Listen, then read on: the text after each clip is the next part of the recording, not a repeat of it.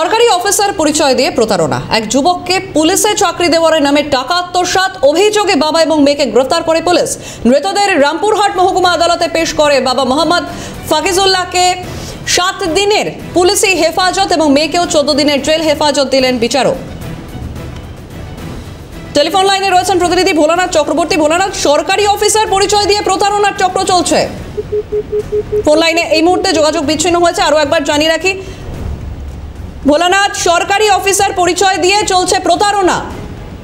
ঠিক তার সঙ্গে পরিচয় এবং তার পরিচয়ের পর তার বাড়িতে যেতে পারে এবং তাকে বিভিন্ন পরীক্ষা দেওয়ার কথা বলেন, বিশেষ করে পুলিশের পরীক্ষা। এবং তিনি যেটা বলেন যে তিনি একজন বড় অফিসার এবং তার অনেক হাত আছে এবং সেই মতন কিন্তু তাকে পুলিশের পরীক্ষা দিয়ে চাকরি একটা প্রতিশ্রুতি দেয়। তার সেই প্রতিশ্রুতি মতন তাকে বেশ কিছু টাকা দেওয়া যে অভিযোগ যে তাকে 10,000 টাকা দেওয়া হয়েছিল। কিন্তু তিনি যখন জানতে পারেন যে এইভাবে অনেক যুবকের কাছ থেকে কিন্তু টাকা নিয়ে এরপরেই তিনি রামপুরহাট থানা অভিযোগ করেন এই সুবর্ণ লেট।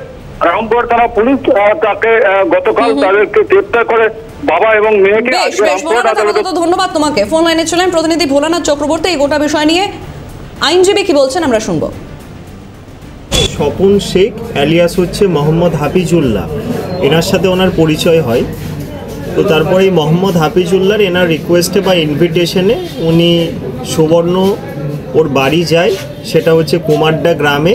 এবং বাড়ি যাওয়ার পর তাদের সাথে কথোপকথন হয় এবং সেখানে স্বপন শেখ নিজেকে রিপ্রেজেন্ট করে। তিনি হচ্ছেন গভর্নমেন্টের একজন সুপিরিয়র র্যাঙ্কের অফিসার এবং সুবর্ণ যেহেতু বেকার ছিল তাকে বলে তুমি সামনে যে গভর্নমেন্ট পরীক্ষাগুলো, বিশেষ করে ওয়েস্ট বেঙ্গল যে কনস্টেবল রিক্রুটমেন্ট যে এক্সাম, তাতে তুমি বসো।